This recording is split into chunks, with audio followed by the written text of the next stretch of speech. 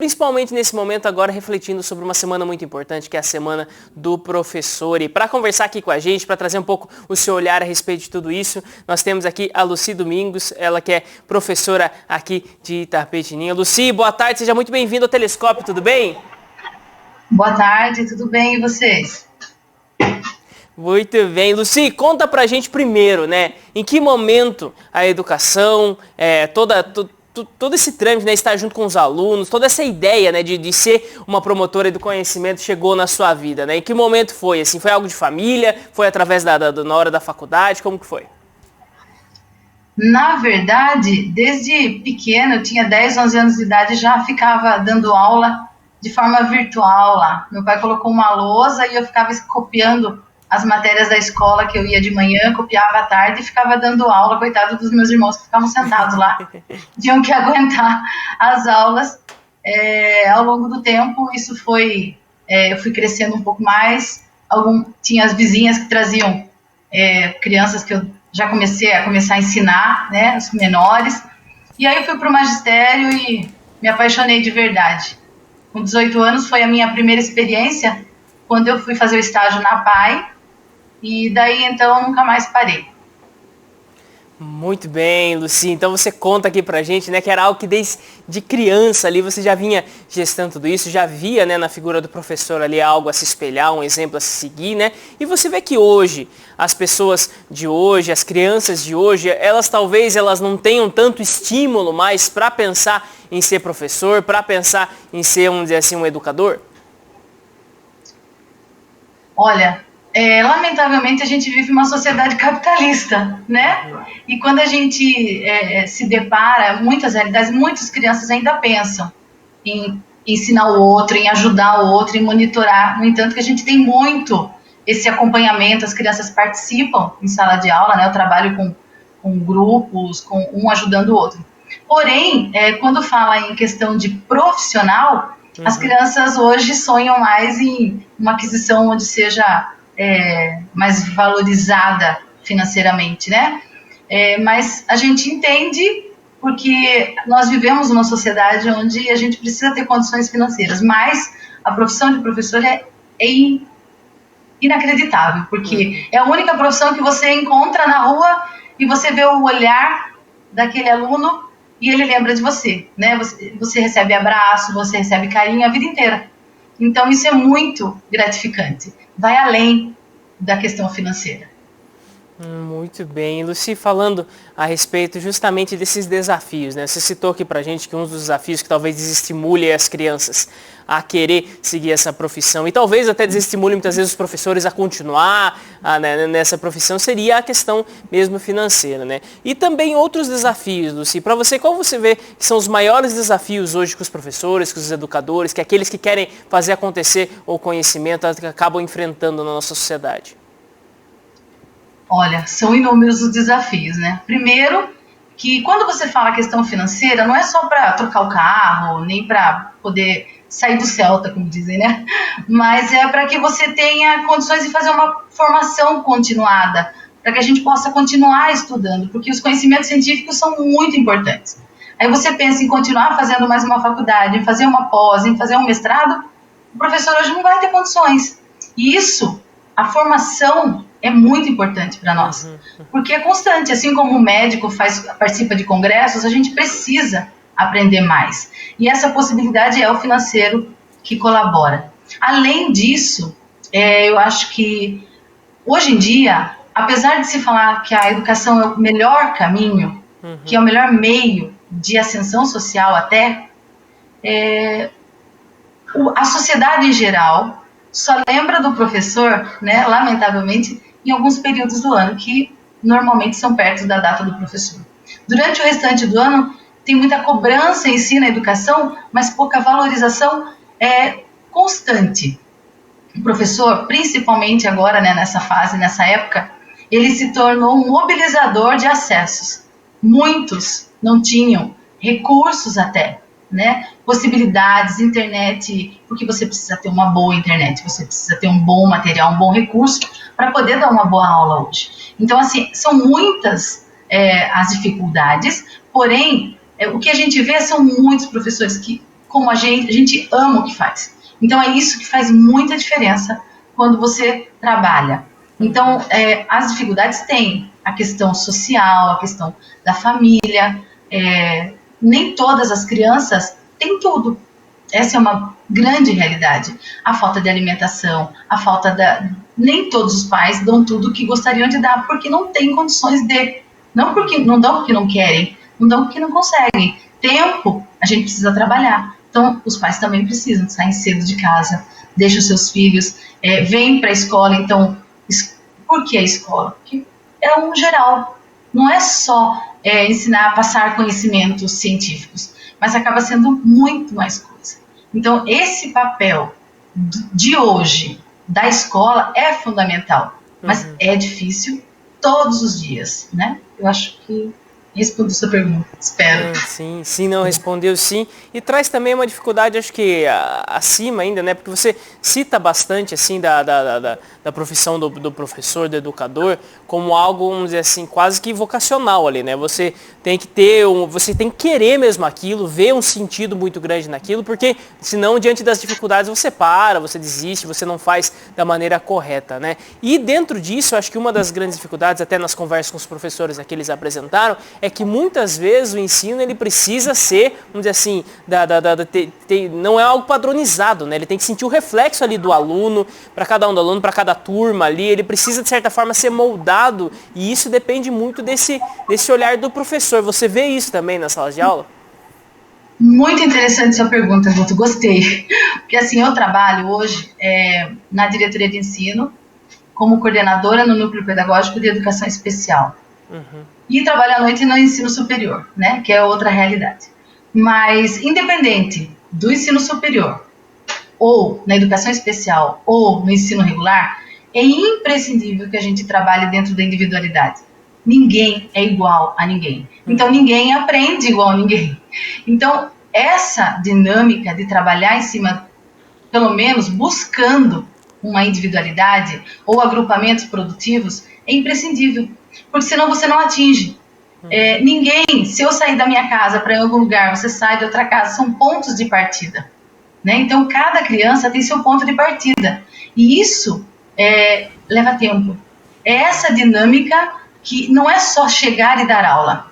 O planejamento do professor, com base no que o aluno sabe, para levá-lo até o que ele não sabe, precisa de tempo, precisa de organização, e isso leva tempo. Esse gerenciamento que não é avaliado, ou seja, que a gente acaba... o professor trabalha 50 minutos e ganha lá R$20 a hora, R$30 a hora, conforme o lugar que ele trabalha. E aí fala, nossa, ganha muito, né? Porque ele chega, ele dá aula e sai. Só que não é só isso, não é só chegar, dar aula, não é só chegar e trazer tudo pronto. Você tem que saber onde está cada um. E isso é a essência do bom profissional. É conseguir descobrir até onde, como o meu aluno aprende. E é cada um, porque cada um é diferente do outro. Como eu vou ensinar aquilo que eu tenho previsto para ele? Porque nós, como professores, a gente dá tudo para todos. Mas nem todos conseguem levar tudo se eu não tiver caminhos para cada um. Consegue entender? Espero que eu tenha sido clara nesse desenvolvimento, porque isso é o essencial no ensino. É imprescindível. Acho que a fala dos meus colegas vem ao encontro disso. Muito bem. E Lucy, falando também a respeito aqui dessa questão você já trouxe para a gente, né, que eram desafios que já estavam, de certa forma, acontecendo na educação, já eram desafios que estavam crônicos aqui na nossa situação, mas que, diante desse ano, né, de 2020, nós tivemos algumas dificuldades adicionais aí que foram entrando, né, no dia a dia dos professores, dos alunos, das famílias e tudo, que é a questão do combate à pandemia que nós estamos enfrentando ainda, né? A seu ver, Lucy, o que mudou tanto nisso? Como você vê também os impactos disso para a educação desse ano de 2020? O que nós vamos poder acabar colhendo de tudo isso? Olha, eu vejo assim que a gente já estava vivenciando uma tecnologia, mas ela estava camuflada na escola. Vamos ser realistas, né? A escola ela estava nos luz da metodologia, da tecnologia. Então, o que acontece? A gente ainda estava com carteiras, em muitas, um atrás do outro ainda, em muitas realidades. E hoje, ela deu uma injeção de gás, fazendo com que todos os professores se mobilizem. Não tem jeito. Eu acredito que depois dessa pandemia, existe o antes e o depois da pandemia. O após a pandemia vai nos trazer uma nova realidade. O ensino híbrido já era uma forma, eu já tinha feito vários cursos sobre isso, mas a gente não via meios de colocar em prática, até porque muitos professores mesmo não conheciam o e-mail, né? A gente sabe disso, que não é todo mundo que tinha acesso, né? A gente vive essa exclusão social aí do acesso à tecnologia, ela está, e agora ela veio bem à tona. Você vê muito claramente as crianças que não têm acesso, crianças que não têm celular, crianças que ainda nessa fase, por mais que tenham muitos tecnologicamente inclusos, muitos estão aqui recebendo material impresso, né? Então, isso é uma coisa a se pensar. Assim como as crianças, muitos professores também estavam sem acesso. E tiveram que correr atrás desse prejuízo. De uma forma ou de outra, todos tivemos que correr. Conhecer, partir daquilo que a gente sabia, e ir atrás daquelas propostas novas e se formar, que agora, graças a... ruim, por um lado, mas graças a essa fase, muitos cursos online gratuitos, muita fala, muitas lives, que vieram ao encontro dessa necessidade e colaboraram para essa formação tecnológica dos professores. E isso trouxe a uma realidade futura que a gente ainda não sabe onde vai chegar, né? O Novo, né, que é um grande filósofo da educação, ele deixa muito claro isso, que a gente não sabe como vai ser, mas a gente espera que seja melhor, e a tendência é que melhore nesse sentido, onde a gente não pode deixar de ter o presencial, porque nem todos estão tecnologicamente aptos a participar tecnologicamente. A gente sabe, a zona rural, crianças mesmo da questão do poder aquisitivo, é uma realidade essa, a gente não pode ignorar. Mas o ensino híbrido é para isso, para que a criança tenha a possibilidade de trabalhar com atividades remotas e atividades presenciais. Então, essa normativa diferenciada vai acabar acontecendo, e ele vem para a escola sim, não vai deixar de ter esse momento. Por quê? A gente não pode esquecer o motivo de haver a escola. A escola é a primeira sociedade onde a gente aprende a conviver, né? Um dos pilares da educação é esse, aprender a viver e aprender a conviver com o outro. Porque a gente sai da primeira sociedade, que é a família, e vai viver com os seus pares, né? Com os colegas da mesma idade. Vai aprender que ali a gente não pode morder o outro, não pode empurrar o outro, não pode fazer aquilo que a gente sente vontade, que a fofoca não dá certo, que muitas atitudes que a gente tem ali com tentativas de convivência não são as melhores, e a gente vai fazendo escolhas e crescendo ao longo do caminhar dessa sociedade aí durante os 12 anos de ensino fundamental e médio. E aí a gente sai, né, pretende-se que a gente tenha um cidadão pleno, que ele saiba utilizar os conhecimentos científicos e os conhecimentos emocionais e sociais para poder viver na sociedade. Então eu acredito que essa mudança foi positiva sim, eu vejo por esse lado, apesar do sofrimento, que é um sofrimento, né, muita gente, graças a Deus, está passando, mas muita gente já está ficando pelo caminho, a gente não pode esquecer disso. Muito bem, Lucy. E você que está acompanhando com a gente aqui, pode mandar o seu recado através do facebook.com/TV Itapê, também através do nosso aplicativo aqui da TV, você pode acompanhar ao vivo, ver todas as nossas entrevistas, acompanhar também as entrevistas passadas e mandar sua mensagem através do WhatsApp aqui da TV. Então, não deixe de baixar no seu celular. E você que está acompanhando aqui com a gente, também é algo que eu perguntei aqui para a Lucy. Lucy, eu gostaria de retomar, né, que foi a pergunta a respeito da padronização, né? Ou seja, que é necessário um olhar, vamos dizer assim, próprio, um olhar específico para cada aluno ali, da resposta desse aluno e tudo. E isso com a internet, né, com esse ensino remoto, tudo. Por mais que hoje os programas eles permitam um feedback, tal, não é a mesma coisa, né? Vamos dizer assim, isso trouxe uma dificuldade ainda mais para os professores, Lucy. Você acha, assim, de não deixar o ensino chapado, algo programado, e sim responder às necessidades dos alunos? Uma das formas que eu utilizei, principalmente com o ensino superior, foi a utilização de planilhas, porque assim, se você abre as telas, os alunos, a maioria não quer nem usar a imagem, porque não gostam, né, os jovens, eles estão na fase assim, não quero que use minha imagem para essa aula e tal. Então eles ficam lá com as suas janelas fechadas. E aí como você ouve todo mundo? Como você ouve 30 alunos quando você faz uma pergunta? Então, o que eu estou utilizando de recursos desde o começo da pandemia é as planilhas por forms, né? Que é as planilhas online. Então, aí você manda a planilha, eles respondem e você tem a resposta de todos. E aí, com a resposta de todos, você vai avaliando cada um. E aí você forma grupos, é aquilo que eu falei para você, Guto, agora há pouco. Aí, por grupos, você pode aproximar as dificuldades e trabalhar a partir delas. Porque assim, você não consegue ter uma aula, não vai conseguir fazer 40, 30 aulas, né?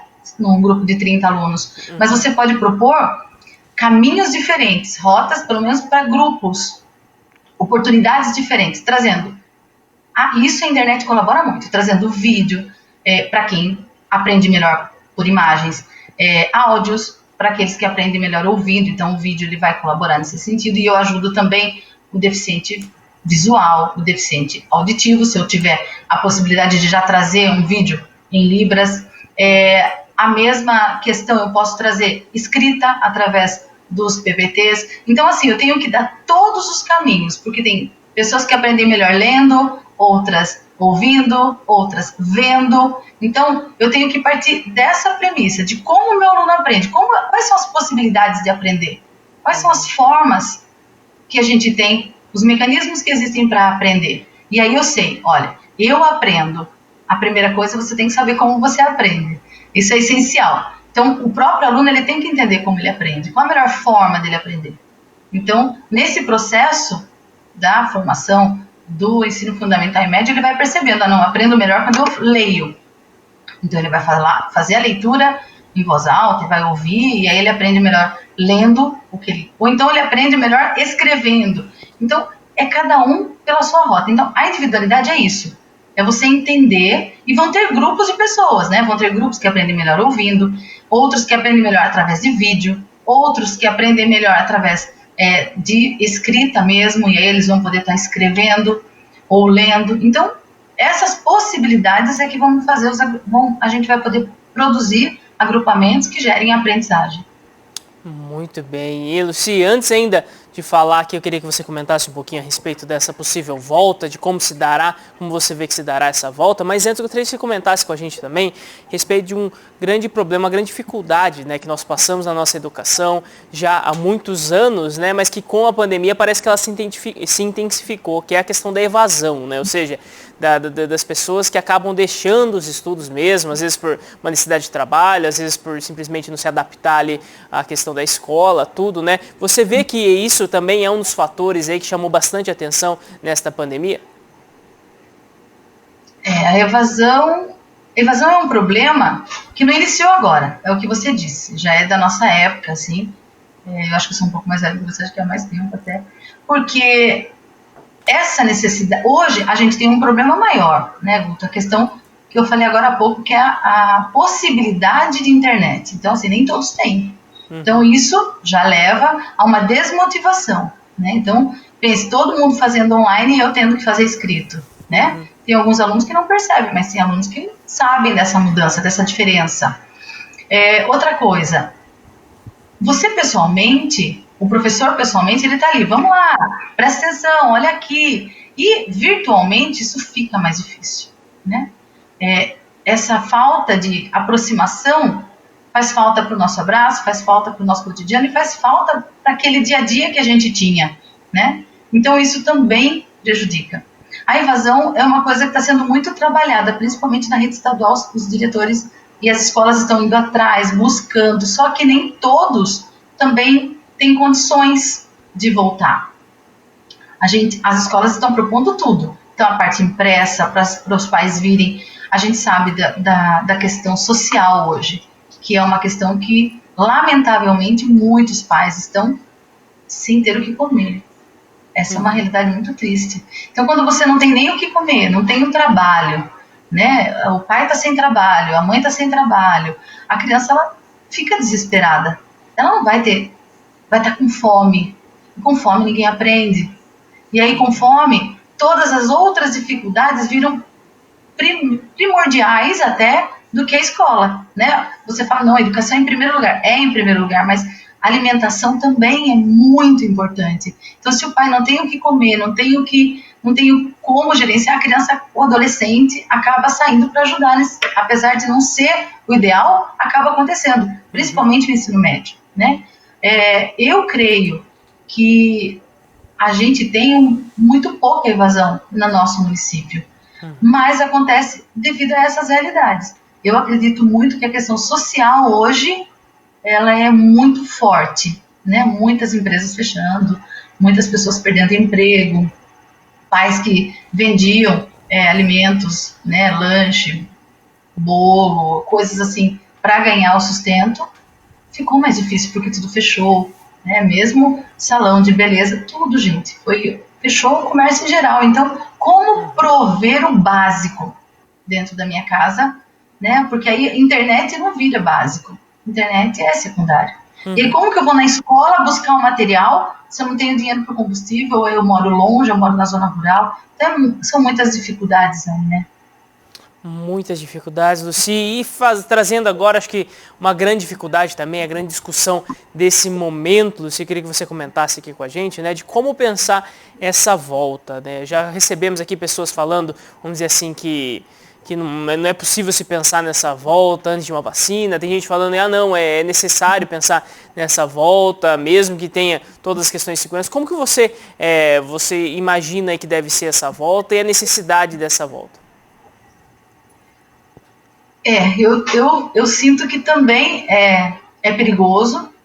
São tentativas, né? Porque existem realidades diferentes. Eu acho que se tomar todas as precauções, pelo menos a Secretaria de Educação está provendo todas as precauções para que seja feito gradual, com poucos alunos, principalmente para aqueles que não têm acesso tecnológico, né? Aqueles que querem, também tem essa questão da opção, mas a vacina, ela é importante. Pense, aglomerar crianças é muito perigoso, né? Então, eu acho que com sabedoria, a gente pode ajudar aqueles que não têm condições, porque isso geraria até uma equidade, né? Você vai dar possibilidades àqueles que estão tendo aulas de forma tecnológica, ótimo. Mas aqueles que não estão tendo, vão ter essa possibilidade de ter o conhecimento também. Então, você vai gerar essa equidade. Porém, tem que ser feito com muita sabedoria. Eu acredito que a vacina seria o ideal, né? Lógico, um sonho, que em nome de Jesus a gente tenha o quanto antes, né? Essa providência, porque aí sim a gente pode voltar confortavelmente e tranquilamente para a nossa realidade. Mas da forma que está hoje, precisa ter muita sabedoria para poder saber como fazer com que crianças, principalmente dos anos iniciais, de 7, 8, 9 anos, não fiquem próximas uma da outra. Né? O mesmo educação infantil. Como explicar para uma criança que ela não pode abraçar a outra. Às vezes a gente se pega, né? Quando você vê, se encontrou alguém, você fala, nossa, né? Você segura para não abraçar, para não tocar, porque é da rotina, faz parte do nosso cotidiano. Agora as crianças não conseguem ter sempre e não esquecer essa mobilização, essa experiência de não fazer. Muito interessante, Lucy. Acho que é muito importante, né, olhar para tudo isso, ver o quanto esse tema ele é necessário mesmo de ser discutido com calma, ser discutido com muita sabedoria, porque é algo que afeta diretamente a qualidade da educação, a vida dos alunos, o momento que nós estamos passando e também a saúde. Então, é muito importante. E, Lucy, a seu ver, a respeito, vamos dizer assim, principalmente agora uma outra discussão que está tendo também, a respeito das avaliações, né? Nós temos, acho que, se eu não me engano, é uma das maiores provas do mundo, né? Que é o Enem, que é a porta de entrada aí para as universidades públicas aqui do Brasil e tudo, e isso ficou, de certa forma, muito centralizado nessa prova, né? E essa prova, ela ainda passa por um sistema de avaliação, que é o sistema convencional, o sistema de todo mundo dentro de uma sala, horas ali dentro, tudo algo que é um pouco impensável nesse momento, né? Como você vê que podem ser as saídas para isso? Talvez adiar o Enem, não se ter o Enem, ou se mudar as formas de avaliação, como você vê? O ideal seria que todos tivessem acesso, né? Eu acho que esse seria o melhor, porque quando a gente avalia da forma com que é feita, a gente faz uma seleção, e aí a gente acaba fazendo uma avaliação não tão perfeita, digamos assim, porque nem todos vão conseguir chegar ao nível do que eles esperam. E aí, como ficam aqueles que aprenderam, mas não aquilo que é esperado? Então, eu não acho justo até, sinceramente, a minha visão é que não é justo. Eu acho que o correto seria que a gente tivesse para todos. Mas partindo da realidade do que a gente tem, que é essa avaliação, eu acredito que a avaliação deveria ser de uma forma diferente. Quem sou eu, né, para considerar, ter uma ideia do nada, assim. Mas eu acredito que vai ter que ser de uma forma diferente, uma avaliação que seja mais próxima da realidade do aluno. Né? O Enem ele vem com uma avaliação contextualizada, que já foi diferente daquela proposta anterior que a gente tinha, que era pergunta e resposta de forma seca. Então ela vem de uma forma contextualizada, mas ela precisa vir de uma forma diferenciada também. Eu acho que tinha que ser, principalmente agora, com a tecnologia, ela vai ter que ser mudada. Não sei como, porque, sinceramente, pensando, como que ela vai ser online, sabendo que o aluno tem acesso a tudo pela internet? Como que eu vou fazer uma avaliação em casa? Não sei se isso seria ideal. Juntar todo mundo para fazer a avaliação vai cair na mesma realidade da escola. Né? Corre-se o risco de eu passar em primeiro lugar no Enem, lá em segundo lugar, e não sobreviver. Porque alguém pode estar contaminado e eu posso também pegar. É um vírus. Né? E eu vou até abrir um parênteses para dizer que os jovens, eles não estão com tanto medo quanto nós, que somos da meia-idade ou da terceira idade já. Parece que eles não percebem, né, o perigo que se tem. E passando esses dias pela cidade, eu vi uma casa noturna, uma fila imensa, muitos jovens ali na fila para entrar naquela casa noturna, todos sem máscara. Dentro de uma casa noturna também que não vai ter ventilação. Então aí você vê o risco que eles estão correndo numa casa noturna, né? E aí vem tudo aquilo que, vou fechar o parênteses e vou falar, olha quanto risco eles correm numa casa noturna. E daí você fala no Enem, eles não podem correr o risco. A gente fica com receio de tantas coisas. Sinceramente, eu não sei nem como pensar esse Enem. Eu acredito que, eu penso e rezo, peço a Deus que chegue essa vacina logo para que a nossa vida volte ao normal e que esse Enem aconteça ali em janeiro, para que a gente não prejudique os alunos que estão no terceiro ano de ensino médio esse ano, de forma que todos possam participar da melhor maneira possível, até porque esse ano foi um ano atípico para todos. Aprender foi uma forma nova para os professores para ensinar e para os alunos para aprenderem também. Então a gente não sabe nem se atingiu a todos essa qualidade esperada, né? Mas eu acredito que esse Enem deveria ser da mesma forma que é feita, mas de repente com menos alunos nas turmas, com mais escolas promovendo as avaliações de forma que fosse segura. Então, se tiver que ser como tem que ser, deveria ser de uma forma bem segura, com menos alunos, não 40 numa sala, como foi feito nos anos anteriores, até porque os dias ficavam muito próximos uns dos outros, né? Não sei se essa é a melhor opção, mas eu acredito que deveriam ser mais escolas para dividir mais os alunos com a maior segurança possível, mesmo esses jovens não tendo tanto medo da realidade que nós estamos vivendo. Muito bem. Lucy, muito obrigado pela participação aqui com a gente. Foi uma alegria muito grande poder conversar, poder ter você aqui no programa, trazendo o seu olhar sobre tudo isso. É cada vez mais necessário nós darmos mesmo espaço aqui no nosso programa para o pessoal poder falar a respeito da educação, que é um tema muito importante, é um tema que está passando também por novos desafios aqui. Então, fica o agradecimento de toda a equipe da TVI. Se você quiser deixar o seu recado final aqui, alguma consideração final, fica aberta a câmera do telescópio para você.